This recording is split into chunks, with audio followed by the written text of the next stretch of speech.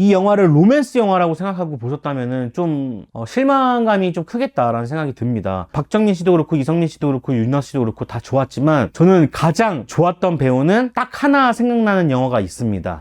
안녕하십니까, 고담입니다. 오늘 해볼 영화는 기적 되겠습니다. 스포일러 있습니다. 주의 부탁드리겠습니다. 구독과 좋아요 부탁드리겠습니다. 여러분 추석 잘 보내세요. 여러분들이 예고편을 보셨으면 아시겠지만 그렇게 크게 당길 만한 요소가 많이 없었어요. 스토리가 아무래도 좀 소규모 사이즈의 영화라서 좀 걱정을 했었는데, 그래서 여러분들이 이 영화에 기대하는 게 무엇일까 생각을 해봤을 때 첫 번째로는 일단 박정민 배우가 나온다는 것, 그렇죠. 그 연기 보러 가시는 게 아닐까 생각을 해보기도 하고, 두 번째로는 또 윤아 씨도 나오고 이성민 씨라든지 배우에 좀 집중이 된 것 같다는 느낌이 들어요. 세 번째로는 이게 추석 영화에 좀 적합할 것인가, 다음 주가 추석이기 때문에 가족들끼리 다 같이 극장에 가는 경우가 있을 텐데 그것에 부합하는가, 이것이 또 관건이지 않을까 생각을 해봅니다. 그리고 이제 마지막으로 이 소재가 많이 여러분들한테 어필이 될지는 잘 모르겠지만, 일단 이 양원역이라고 하죠. 이 양원역이 최초로 민간인들, 그러니까 시민들이 지은 그런 역이라고 홍보를 하고 있는데, 제가 다큐멘터리를 본 적이 있어요. 정말 할머니 할아버지들이 역이 없어서 내가 만들었다, 우리 마을 사람들이 같이 만들었다라고 하는 거를 제가 봤거든요. 이 부분이 이제 여러분들한테 어필이 될지 모르겠지만 이 부분이 또 포인트가 될 것 같습니다. 먼저 얘기해야 될 것이 일단 이 양원역이라는 곳인데, 이 양원역은 실제로 있는 곳이고 정말 조그만하게 만들어져 있는 곳이에요. 그리고 이 영화에 나오는 이 사건은 사실 실제 사건이 아니라 만들어진 사건, 그러니까 실제 공간에 만들어진 사건을 붙여가지고 만든 게 이 영화라고 볼 수 있겠습니다. 영화를 보시면은 딱 하나 생각나는 영화가 있습니다. 여러분들이 영화를 좋아하시는 분들이거나 혹은 예전부터 영화를 봐오신 분들이라면 딱 알 수 있는 영화가 있는데요. 바로 철도원이라는 영화입니다.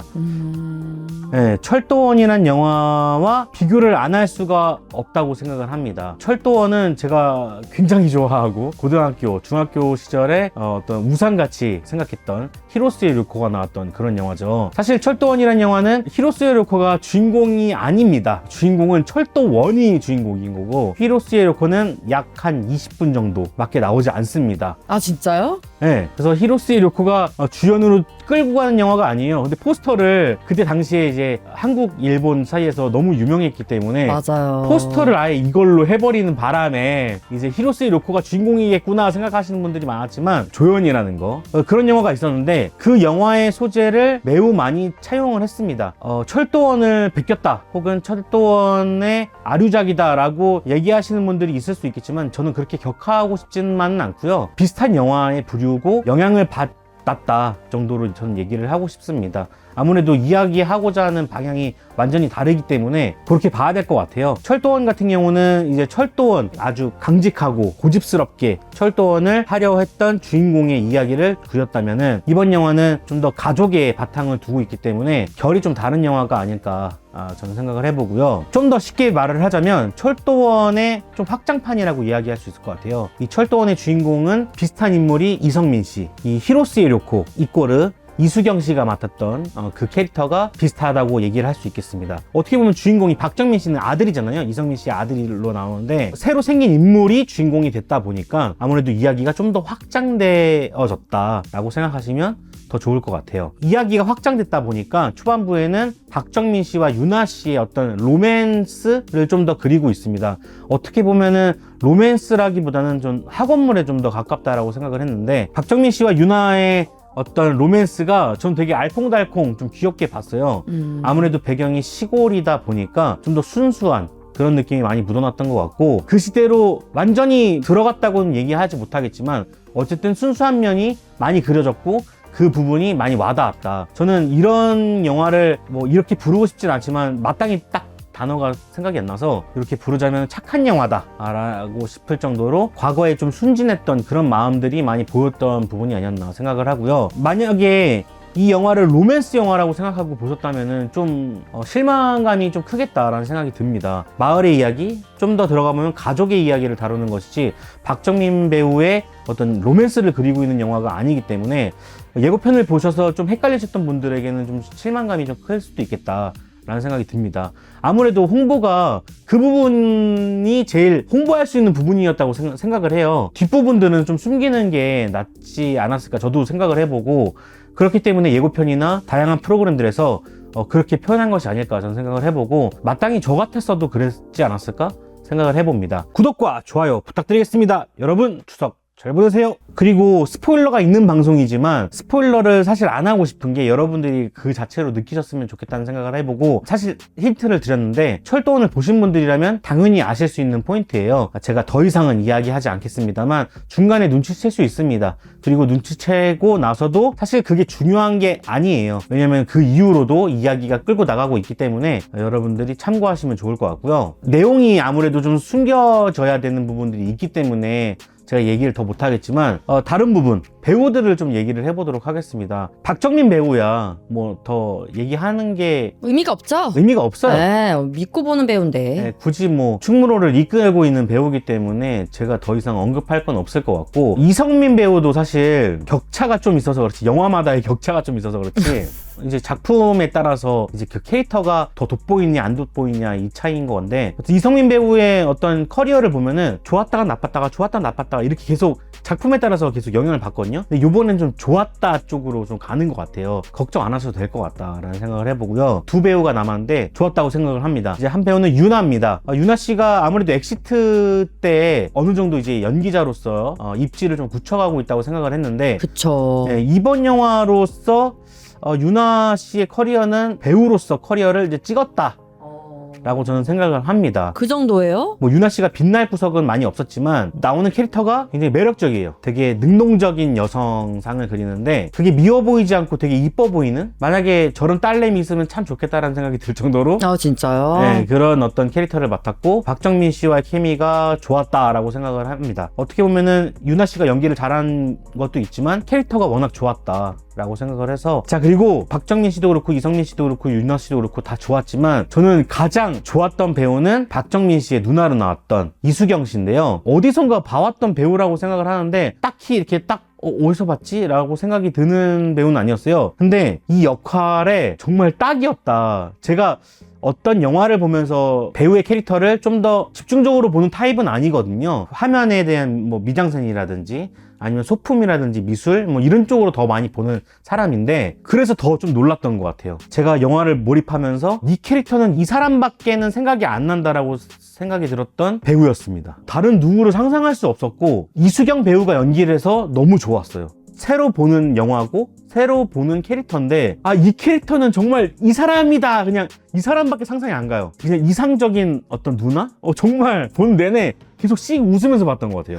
궁금하다. 만약에 다른 부분이 정말 안 끌린다고 싶으면은 이 캐릭터를 보기 위해서 그냥 봐야 한다고 저는 생각을 합니다. 이런 놀라운 경험을 해서 정말 좋았고, 그리고 그 캐릭터 안의 스토리도 너무 좋았습니다. 그냥 내 누나였으면 좋겠다는 생각? 여러분들 꼭 보세요. 이수경 씨 때문이라도. 그리고 이제 개그 포인트도 나쁘지 않아서요. 여러분들이 추석 때 어느 정도 잘 웃을 수 있을 거라고 저는 생각을 합니다. 전 이 감독님이 타이를 찍은 영화가 있을 수 있겠지만 제가 생각할 땐 이 영화가 제일 탑을 찍은 영화가 되지 않을까라는 생각이 들 정도로 전 잘 찍었다고 생각합니다. 왜 그러냐 하면은 아까도 말씀드렸던 것처럼 이 양원역이라는 작은 소재로 얼기설기 그 이야기를 구성하는 데 있어서 되게 잘 짜임새 있게 만들었다고 저는 생각을 하거든요. 예시를 좀 들어보자면 물에 밥을 말고 신김치 하나 있고 김 하나 있어요. 굴비는 없어요, 굴비?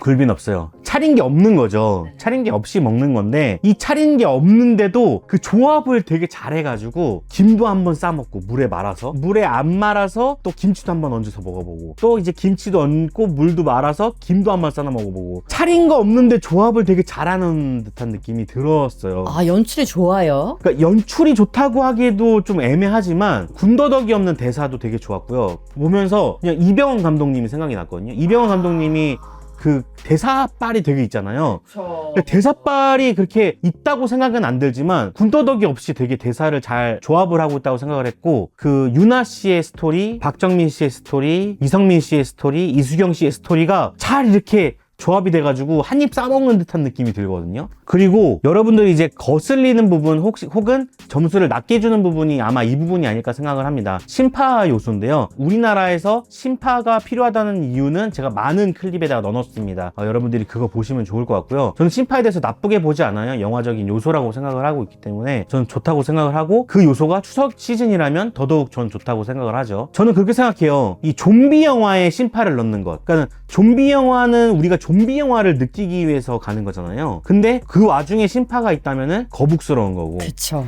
이제 SF 영화를 보러 갔는데 심파를 보면은 보러 온 게 SF지 심파는 아니잖아 하면서 깔 수 있다고 생각해요. 근데 이 영화는 기본적으로 심파 영화입니다. 기본적으로 심파 영화에 심파가 나왔는데 그 심파 영화를 깐다면 저는 그게 좀 이상하다고 생각하거든요. 로맨스 영화에 로맨스가 안 나와서 로맨스를 까는 건 저는 이해한다고 생각해요.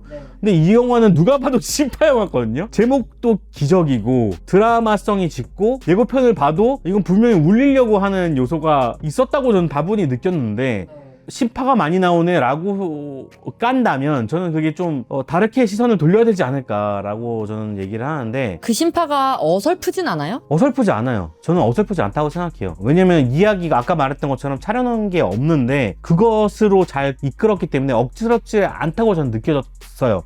뭐 누군가에게는 억지스럽다고 한다면 아 어쩔 수 없다, 재미가 없게 보신 분이 계시는구나 라고 생각할 수 있겠지만 뭐 영화를 사람에 따라서 다 다르게 느끼는 게 맞는 거니까요. 근데 저 같은 경우는 그것이 억지스럽지 않았고 좋았다. 그리고 심파 영화를 심파가 많이 나왔다는 이유로 까는 거라면 좀 이상하지 않는가라는 생각을 해보면서 저는 되게 펑펑 울고 왔습니다. 울었어요? 아침 9시 10분부터 울었어요. 그래서 눈이 그렇구나. 네.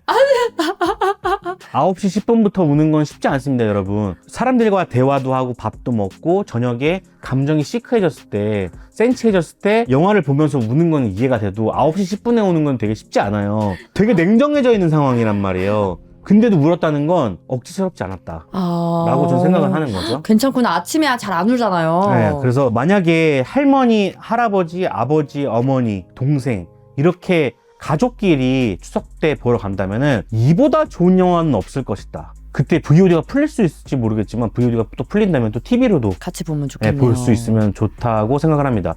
저는 이보다 좋은 영화는 없을 거라고 생각해요. 야, 극찬이네요. 네, 이 정도면 저는 극찬이라고 생각하거든요. 이따 별점이 좀 의외일 수도 있겠지만 별점과는 상관없이 정말 기분 좋아지게 보고 나온 영화다. 구독과 좋아요 부탁드리겠습니다. 여러분 추석 잘 보내세요. 제 별점 매기고 끝내보도록 하겠습니다. 제 별점은요, 방금 말씀드린 것처럼 너무 좋은 영화라고 생각하고 있고 소재가 워낙 작아서 쉽지 않았을 거라고 생각하는데 그 기본의 틀은 좀 넘어섰다라고 저는 생각을 하고 감독님이 되게 영리했다 라고 생각을 해서 3점에서 3.5 드리고 싶은데요. 기분상으로는 3.5입니다. 근데 좀 냉정하게 다른 영화들과 비교를 했을 때는 3점 정도 줘야 되지 않을까 생각을 해봅니다. 한 3.2, 3.3 뭐 이 정도 될 것 같아요. 그 정도 장르에 3.2면은 아주 좋은데요? 저는 그보다 더 낮게 생각을 했고 제가 이 다큐멘터리를 보고 갔기 때문에 여기서 더 나올 게 있나? 솔직히 저 기대치가 1도 없거든요. 제가 말한 게 그거예요.